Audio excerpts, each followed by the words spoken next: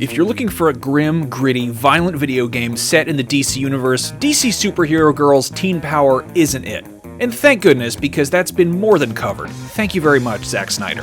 This version of Metropolis is colorful and cartoony, and its recognizable heroes and villains are high schoolers balancing the day-to-day lives of teenagers with their powerful alter egos. And for a change, it's female power fantasy.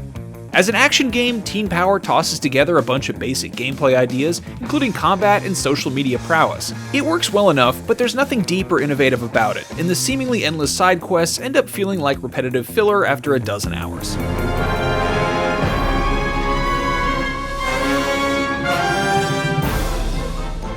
It's refreshing to see the women of the DC universe take the spotlight as we suit up in the combat boots of heroes like Batgirl, Harley Quinn, Wonder Woman, and more.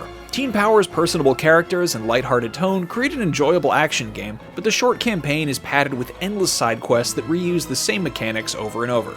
Don't worry if you haven't seen the DC Superhero Girls show on Cartoon Network. If you have even a passing knowledge of DC, you'll probably recognize the 6 playable heroes and villain.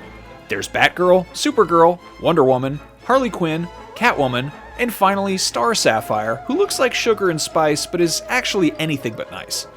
The characters really come alive thanks to the incredible cast of voice actors, led by Tara Strong as both Batgirl and Harley Quinn. Justice always wins. It's just a little off-putting to see some of the characters described as being obsessed with men, whether it's Barbara geeking out over Batman, or Carol literally stalking ex-boyfriend Hal Jordan.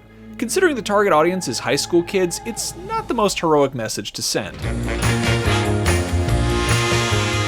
Since it's part action game and part social media simulator, DC Superhero Girls Teen Power often feels like a bunch of different gameplay mechanics stacked on top of each other like kids in a trench coat. Here's the gist of the campaign. After a devastating attack, Lex Luthor is rebuilding a section of Metropolis called Hobbs Bay. For some absurd reason, he lets a bunch of teenagers choose what to build, which sounds like it violates every city planning code in existence. At the same time, Metropolis is under threat by a bunch of possessed toys, which could take the form of cuddly teddy bears, demonic dolls, or laser-shooting robots. It's not what you'd call a memorable story, but it's serviceable.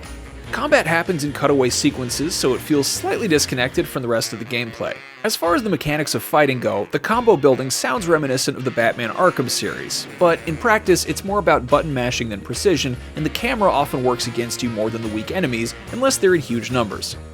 Pulling off a counterattack feels more like luck than skill, and special attacks will sometimes miss their marks entirely. Each character comes up with their own set of specials. Wonder Woman can use the lasso of truth to round up groups of feral teddy bears, Star Sapphire creates a cage of love that traps and damages anything inside it, and Supergirl's heat vision comes in handy when you're surrounded by rampaging robots. These attacks add some much needed variety to combat, and it's so satisfying to unleash Supergirl's heat vision or Harley's bombs when you're in a jam. When you're not kicking toy butt, there's plenty else to do around Metropolis. Pretty much everyone in Teen Power is obsessed with the social media network Supersta, so snapping photos around the city and gaining followers is a must. Some quests ask you to take pictures of trending scenery or expertly posed selfies. Other side quests involve helping out the locals with a variety of low-level hero work. You might help an old lady across the street, chase down missing cats, search every nook and cranny for missing objects or collectibles, or use your superpowers to move some illegally parked vehicles. There's plenty to do, and if you don't mind some repetition, it can more than double the 6 to 8 hour campaign. The problem is, it definitely is repetitious. After a handful of fetch quests, you'll wonder why it's your job to find every missing item in Metropolis. It's just not all that exciting. All this stuff has already been done to death by other games, and blended together into this superhero smoothie, it's tasty enough, but ultimately forgettable.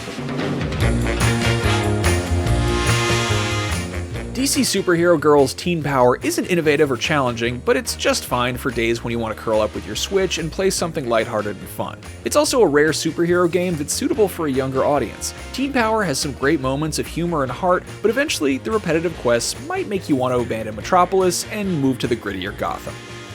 For more, check out our reviews of Ratchet & Clank Rift Apart and Final Fantasy VII Remake Intergrade, and for everything else, keep it right here on IGN.